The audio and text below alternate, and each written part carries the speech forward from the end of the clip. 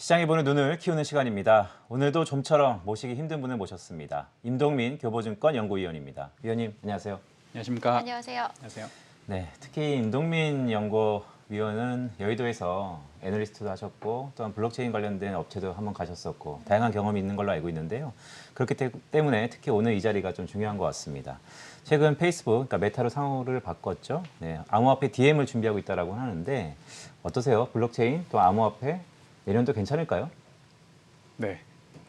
블록체인 기술과 암호 자산 시장, 그러니까 블록체인 기술과 산업 그리고 암호 자산 시장으로 이제 저희가 좀 볼 수가 있을 것 같은데 이것이 뭐 비트코인 시작된 지는 한 10년 조금 넘었고요. 그리고 우리가 좀 이제 그 투자에 대한 수단으로 보기 시작한 거는 한국에서 한 5년 정도 된 것 같아요.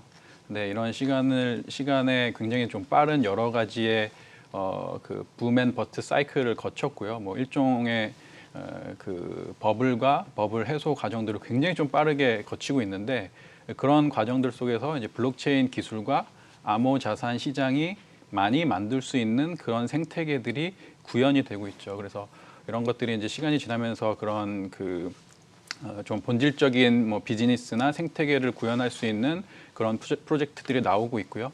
뭐 그 작년이나 이제 2019년부터 말씀하신 그 페이스북 지금은 메타가 암호 화폐를 발행해서 이제 포용적 금융 네트워크를 하겠다라는 포부를 밝혔었는데 올해 이제 메타로 상호를 바꿨죠. 그래서 글로벌 포용 금융 네트워크보다는 이제 좀 그 페이스북이나 메타가 좀 지닌 강점에 조금 더 주목을 하는 것 같아요. 그래서 데이터라든지 그다음에 연결이라든지 뭐 이런 것들을 좀 주목해서 메타버스라든지 그리고 이제 NFT라든지 이런 것들을 활용해서 그 메타가 좀 이제 새로운 비즈니스 영역을 보여주게 될 것 같고 메타를 비롯해서 이제 다른 한국에서도 많이 있는데 그런 그 기술 중심의 플랫폼 그런 기업들이 이런 블록체인 기술과 암호 자산 시장을 활용해서 여러 가지 비즈니스와 생태계를 구축하게 될 것 같습니다. 그렇게 된다라고 한다면 이제 펀더멘탈이 형성이 되는 거기 때문에 저희가 이제 좀 그 투자로서 좀 바라볼 수 있는 그런 시장이 형성이 될 것 같아요. 네. 네.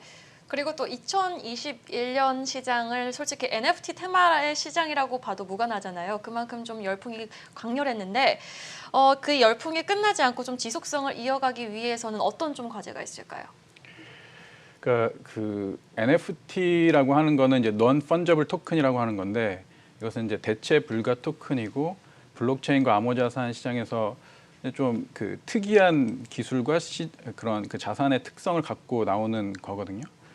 그러니까 이게 제가 이제 블록체인과 암호자산 시장을 한 5년 동안 좀 이렇게 지켜본 결과 지금까지 이 NFT가 나오기 전까지는 블록체인이 일종의 뭐랄까 그 개발자들 그리고 일종의 조금 그 금융 투기적 요인 뭐 이런 것들에 조금 포커싱이 돼 있다라고 한다면은 NFT라는 것들은 굉장히 그 대체 불가 토큰이라는 그 특징 때문에 아주 다양한 생태계들이 형성이 되고 있죠.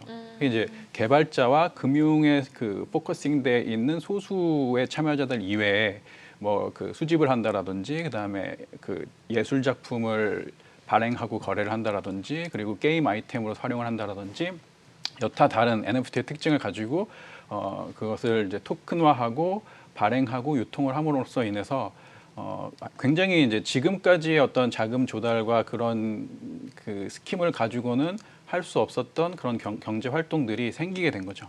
그래서 저는 그 NFT에 지금 이제 블록체인과 암호자산 봤을 때 NFT에 이렇게 많은 사람들이 관심을 가지는 이유는 분명히 있다라고 하는 거고 이것은 더 많은 그런 생태계가 창출될 수 있는 그런 기술과 시장의 여건을 주고 있기 때문에 내년에 굉장한 화두가 될 것 같습니다. 네, 말씀 주셨던 것처럼 사실 비즈니스 사이클로 보면 NFT가 촉매 역할을 하면서 좀 더 범용성이 있는 시기인 것 같습니다. 그런데 NFT를 좀 더 자세히 여쭐게요. 사실 발행 비용이 거의 제로입니다. 그렇다면 초과 공급이라고 할 수 있겠는데요. 그렇다면 가격의 하락 압력이 좀 높다라는 한쪽의 시각도 있습니다. 이 부분에 대해서는 어떻게 저희가 판단해야 될까요? 그 발행할 때의 비용이 적어진다라고 하는 거는 말씀하신 대로 이제 토큰의 발행이 굉장히 많아질 수 있다.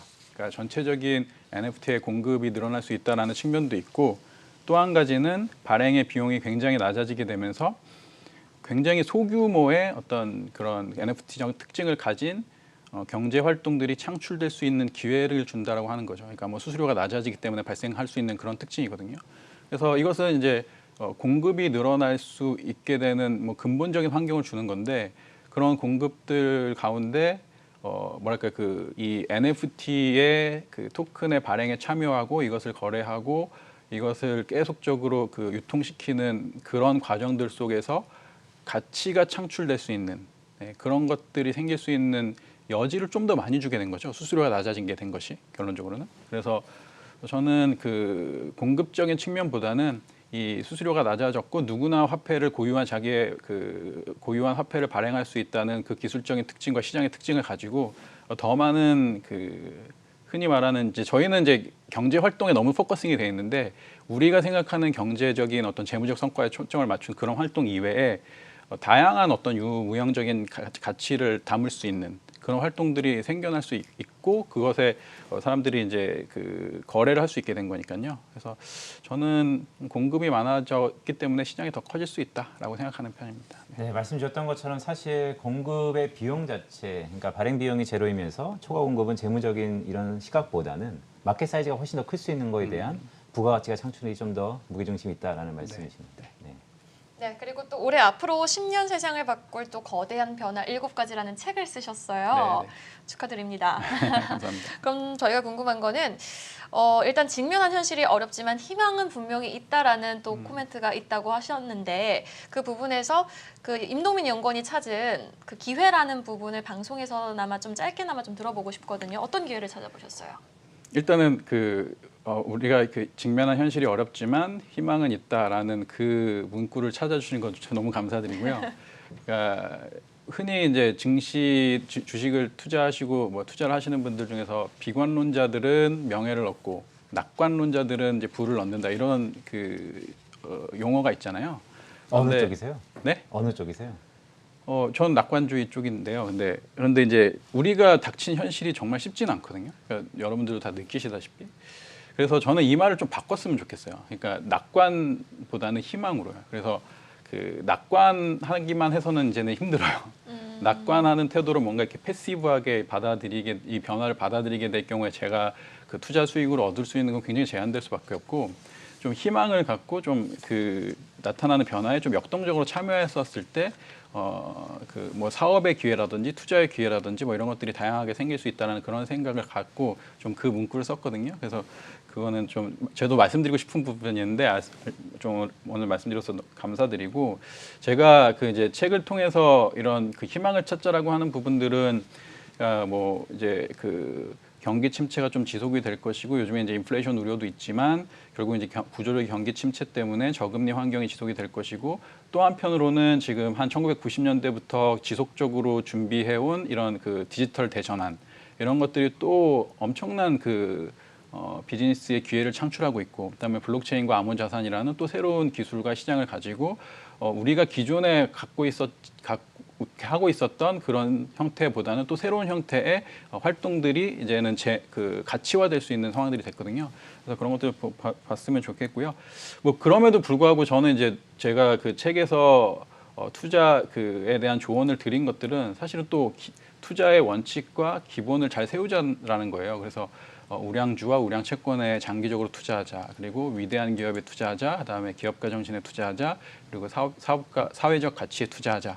그리고 경험과 인생에 투자하자. 뭐 이런 얘기를 제가 들었는데 그런 관점을 갖고 전 투자할 수 있는 요소들은 굉장히 많다 생각합니다. 네. 네, 말씀 주셨던 기업가 정신 또한 사회적 가치에 대한 투자가 최근 트렌드일 거다라는 생각도 조심스럽게 하고 있습니다.